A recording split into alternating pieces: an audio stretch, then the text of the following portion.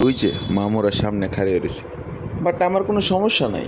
আমার কোনো থেরাপি দেওয়ার কোনো সুযোগই নাই, কারণ আমি একদম ফ্রেশ অ্যান্ড ক্লিন, কোনো সমস্যা নেই।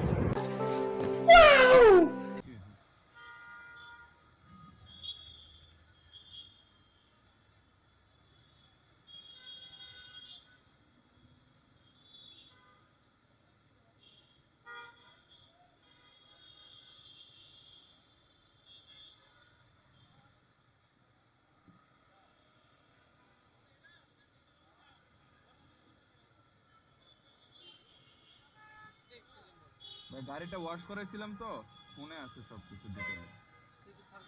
জি জি জি অবশ্যই।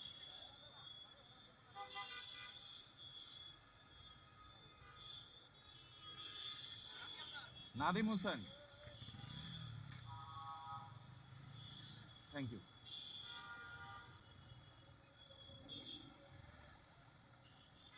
ভাই এটা প্যারা ভাই, মানে এদিকে গেলেই ধরতেছে।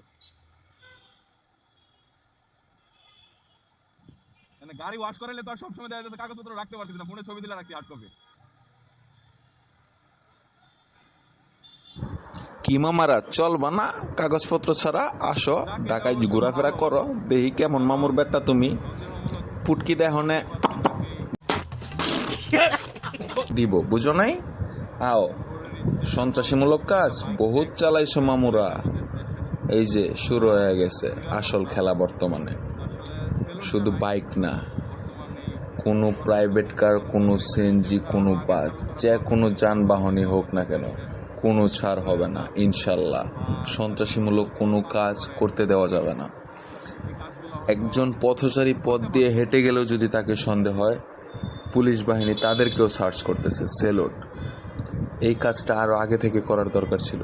আর যদি এই কাজগুলো অনেক আগে থেকেই হতো, তাহলে হয়তো এই ঢাকা শহর এত সন্ত্রাসীমূলক কাজ হতো না, এত বেআইনি কাজ হতো না।